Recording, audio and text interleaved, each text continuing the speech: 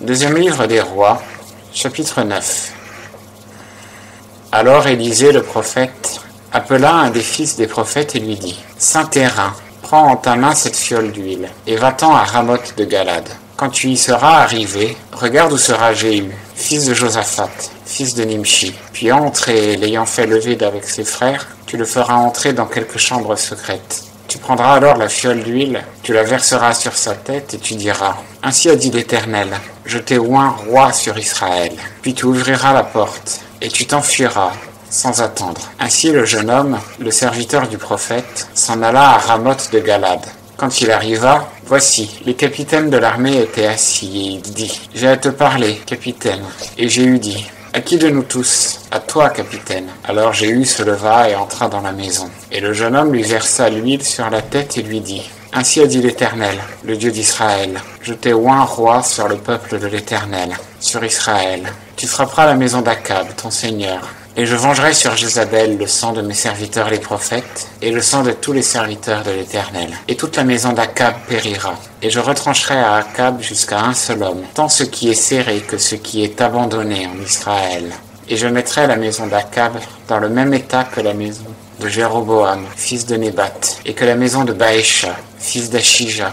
Les chiens mangeront aussi Jézabel dans le champ de Jizréel, et il n'y aura personne qui l'ensevelisse. Puis le jeune homme ouvrit la porte et s'enfuit. Alors Jéhu sortit vers les serviteurs de son seigneur, et on lui dit : Tout va-t-il bien ? Pourquoi cet insensé est-il venu vers toi ? Il leur dit : Vous connaissez l'homme et ses discours. Mais ils dirent : C'est faux, déclare-nous-le donc. Et il dit : Il m'a parlé de telle et telle sorte, disant : Ainsi a dit l'Éternel, je t'ai oint roi sur Israël. Alors ils prirent à la hâte chacun leurs vêtements, les mirent sous lui, au plus haut des degrés, sonnèrent de la trompette et dirent : Jéhu est roi. Ainsi Jéhu, fils de Josaphat, fils de Nimshi, fit une conjuration contre Joram. Or Joram gardait Ramoth de Galade, lui et tout Israël, contre Hazaël, roi de Syrie. Et le roi Joram était revenu se faire guérir à Jizréel des blessures que les Syriens lui avaient faites, quand il combattait contre Hazaël, roi de Syrie. Et Jéhu dit : Si vous le trouvez bon, que personne ne sorte ni n'échappe de la ville, pour aller emporter avis à Jizréel. Alors Jéhu monta sur son char et s'en alla à Jizréel, car Joram y était alité. Et Achazia, roi de Juda, y était descendu pour visiter Joram. Or la sentinelle qui se tenait sur la tour à Jizréel vit venir la troupe de Jéhu et dit : Je vois une troupe de gens. Et Joram dit : Prends un cavalier et envoie-le au-devant d'eux et qu'ils disent : Y a-t-il paix ? Et le cavalier s'en alla au-devant de lui et dit : Ainsi dit le roi : Y a-t-il paix ? Jéhu répliqua : Qu'as-tu à faire de paix ? Passe derrière moi. Et la sentinelle leur rapporta et dit : Le messager est allé jusqu'à eux et il ne revient point. Et on envoya un second cavalier qui vint à eux et dit : Ainsi dit le roi : Y a-t-il paix ? Jéhu répliqua : Qu'as-tu à faire de paix ? Passe derrière moi. La sentinelle leur rapporta encore et dit : Il est allé jusqu'à eux et il ne revient point. Mais la manière de conduire a l'air de celle de Jéhu, fils de Nimshi, car il mène avec furie. Alors Joram dit : Attelle, et on attela son char.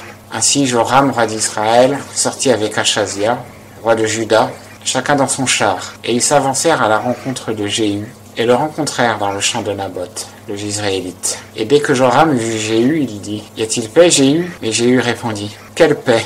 Tandis que les prostitutions de Jézabel, ta mère, et ses enchantements sont en si grand nombre. Alors Joram tourna bride et s'enfuit, en disant à Achazia : Trahison, Achazia. Mais Jéhu saisit l'arc à pleine main et frappa Joram entre les épaules, de sorte que la flèche lui traversa le cœur, et qu'il s'affaissa sur ses genoux dans son char. Et Jéhu dit à Bidkar, son officier : Prends-le et le jette dans le champ de Naboth, le Jizréélite. Car souviens-toi que lorsque nous étions à cheval, moi et toi, l'un auprès de l'autre, à la suite d'Akab, son père, l'Éternel prononça contre lui cet oracle : Aussi vrai que je vis hier le sang de Naboth et le sang de ses fils, dit l'Éternel, aussi vrai je te le rendrai dans ce champ, dit l'Éternel.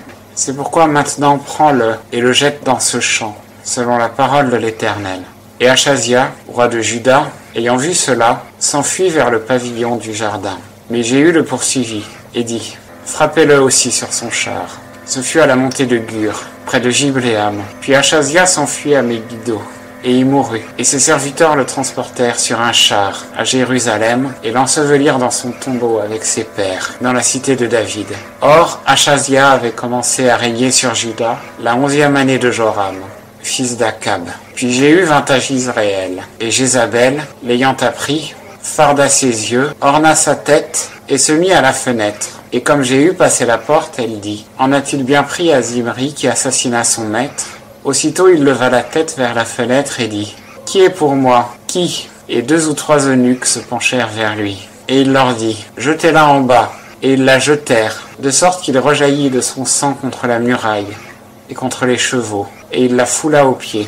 Et étant entré, il mangea et but. Puis il dit, « Allez voir maintenant cette maudite, et ensevelissez-la, car elle est fille de roi. » Ils y allèrent donc pour l'ensevelir, mais ils ne trouvèrent d'elle que le crâne, les pieds et les paumes des mains. Et étant retournés, ils le lui rapportèrent. Alors il dit, « C'est la parole que l'Éternel a prononcée par son serviteur Élie, le Tishbite, en disant, dans le champ de Jizréel, les chiens mangeront la chair de Jézabel. Et le cadavre de Jézabel sera dans le champ de Jizréel, comme du fumier sur la campagne, de sorte qu'on ne pourra point dire, c'est ici Jézabel.